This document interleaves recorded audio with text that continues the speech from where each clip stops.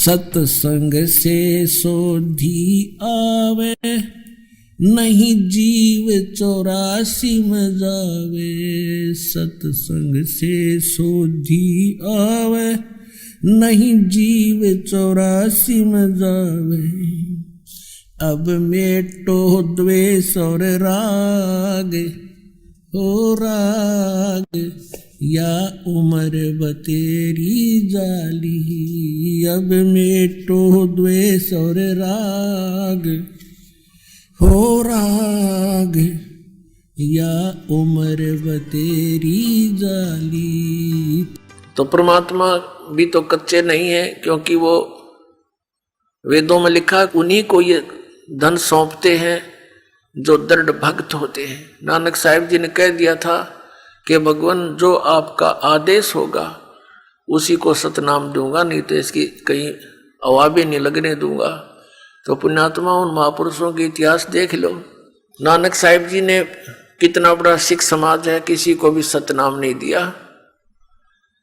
मर्दाना और बाला उनके साथ रहा करते थे, दो पुण्यात्माएं, उनको भी ये नाम उन्हें प्रदान नहीं किया, क्योंकि पता था ये बालक हैं, कहीं डिस्क्लोज कर देंगे और बात बिगड़ जाएगी, परमात्मा की आज्ञा की अवहेलना हो जाएगी और काल का दाव लग जाएगा। एक समय की कहानी आपको पता है, जैसे समुद्र, इसमें जन्म साखी के अंदर नानक साहिब जी की पवित्र जन्म साखी में मर्दाना और बाला के का जो आंखों देखी हाल लिखे हुए हैं। एक समय मर्दाना और बाला ने प्रार्थना की कि भगवान हे गुरुदेव हमें श्रीलंका की सैर करा दो। नानक साहिब जी ने कहा कि आंखें बंद करो। आंखें बंद करी, समुद्र के किनारे खड़े थे। नानक जी ने कहा कि बच्चों मेरे साथ आ जाना है समुद्र के ऊपर, लेकिन तुम वाहेगुरु वाहेगुरु करते रहो। नानक साहिब जी चल पड़े, सतनाम का जाप करते हुए, 2 अक्षर के सतनाम का। पीछे पीछे मर्दाना और बाला भी जा रहे हैं वाहेगुरु करते हुए। समुद्र पर ऐसे चल रहे हैं जल पर जैसे थल पर चला करते हैं। अब मर्दाना ने सोचा कि गुरुजी तो सतनाम के 2 अक्षर का जाप कर रहे हैं, तो वो भी उनकी सुन, और ये लीला थी मालिक की, नहीं तो ये बोल कर सिमरण करने का नहीं है ये मंत्र। जानबूझ कर बोला उन्होंने बोला, मर्दाना ने नकल कर ली, वो भी बोलने लग गया, तब वो डूबने लग गया समुद्र में। नानक साहिब जी ने कहा कि मर्दाना गुरु की नकल नहीं करा करते, आज्ञा का पालन करो और पुनः तुम वही बोलो, ये छोड़ दो, ये मंत्र मत बोलो। अब वो फिर लगा वाहेगुरु जपने, तो फिर ऐसे ही चल पड़ा समुद्र के ऊपर थल की तरह। अपने आत्माओं, ये कोई वाहेगुरु कहने से समुद्र के ऊपर नहीं तरा, वो तो आदेश शक्ति थी नानक साहिब के वचन की, उससे चल रहे थे वो। अब जैसे पुण्यात्माओं यह लीला देखो परमपिता परमात्मा की, ये कैसे काल के साथ आंख में चौनी खेल कर सतनाम को सुरक्षित रखवा गए।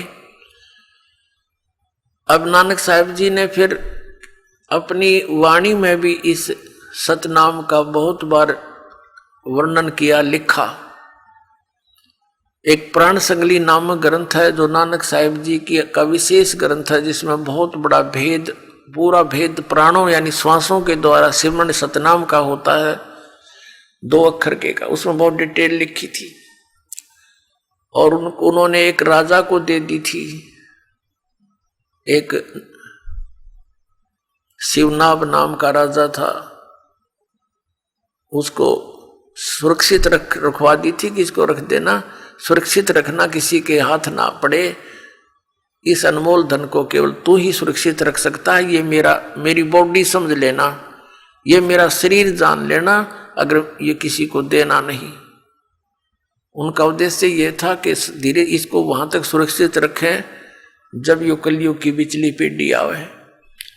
फिर क्या हुआ कि 5वें गुरु अर्जुन देव जी हुए सिख परंपरा में। उन्होंने जब ये वाणी का संग्रह करके इकट्ठा करके सब महापुरुषों की वाणी को एक कॉमन ग्रंथ बनाया कि महापुरुषों की वाणी सुरक्षित रहेगी, सब पढ़ा करेंगे, कलयुग में आने वाले समय में इनका काम आवेगी। तो उस समय उस प्राण संगली को भी देखा, लेकिन इन वाणियों को संग्रह करते समय एक विशेष ध्यान रखा गया कि कहीं इसके अंदर वो 2 अक्षर का नाम गुरु ग्रंथ साहिब में ना लिखा आ जाए, और आने वाले समय में और सिख लोग इनको पढ़ेंगे और जाप करने लग जाएंगे तो कहीं मर्दाना की तरह ये हानि ना उठा लें, भगवान की आज्ञा का, गुरुदेव की आज्ञा का उल्लंघन ना हो जावे। इस दृष्टिकोण से उन्होंने प्राण संगली से भी, प्राण संगली को जो पढ़ा अर्जुन देव जी ने देखा, उसमें तो बहुत ढेर सारे प्रमाण थे सतनाम के। तो उन्होंने यही उचित समझा कि कहीं गुरुदेव की आज्ञा की अवहेलना ना हो जा, और इसमें तो स्पष्ट लिखा है, विधि लिखी है, और हमारे सिख समाज को हानि ना हो जा, इसलिए उसने सारी की सारा ग्रंथ अच्छी तरह कपड़ों में पैक करके आदर के साथ बहुत अच्छी तरह पैक करके और दरिया में बहा दिया, डाल दिया जल में आदर के साथ। तो किसी एक और भगत कोई खड़ा था, उसने प्रार्थना की, भगवान ये अनमोल वचन है गुरुदेव के, आपकी आज्ञा हो तो मैं रख लूंगा, मैं किसी को नहीं दूंगा, मैं इनको पढ़कर अपना आनंद मनाऊंगा। तो उन्होंने उसकी प्रार्थना पर, मालिक की दया होती है, नहीं तो बिल्कुल नहीं निकालने देते, कहा भी चल ले जा, तो इसको सुरक्षित रखना, किसी का और को ना बताना।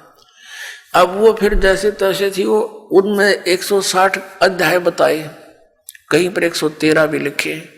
तो केवल 80 अध्यायों को लेकर के प्राण संगली हमारे पास उपलब्ध है, फिर भी 30, 40, 50 अध्याय शेष थे, वो नहीं प्रकाश में आए। कारण क्या था कि उनमें सतनाम के 2 अक्षर का विशेष भेद है। तो यहाँ कहने का दास का ये है कि नानक साहिब जी ने वो किस लिए कहा था, क्यों छुपा के रखा, इसलिए मना किया था कि आने वाले समय में कोई इस नाम का जाप ना कर ले, और जाप करेगा तो फिर अन्य को भी पता लगेगा।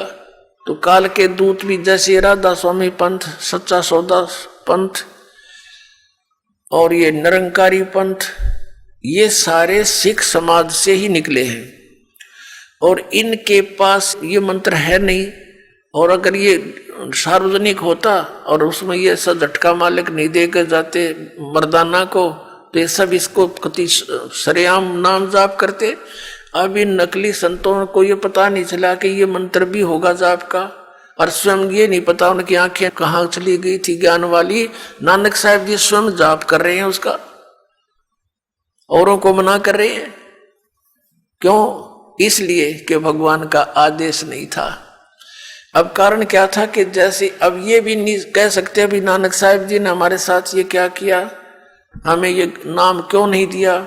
इसलिए नहीं दिया कि उनको ग्लूकोज लगा गए थे। वह ग्लूकोज जैसे जब तक सर्जन नहीं आता, वो कहीं बाहर गया हुआ हो और कोई इमरजेंसी केस आ जाता है, तो वो टेलीफोन पर उनके दूसरे व्यक्ति संपर्क करते हैं, जी ऐसे ऐसे मरीज है, तो वो बताता है इसके ग्लूकोज लगा दो, एक आधा इंजेक्शन लगा दो और मैं आकर संभाल लूंगा। ग्लूकोज लगाने से ट्रीटमेंट तो नहीं होता, लेकिन शरीर सुरक्षित रह जाता है।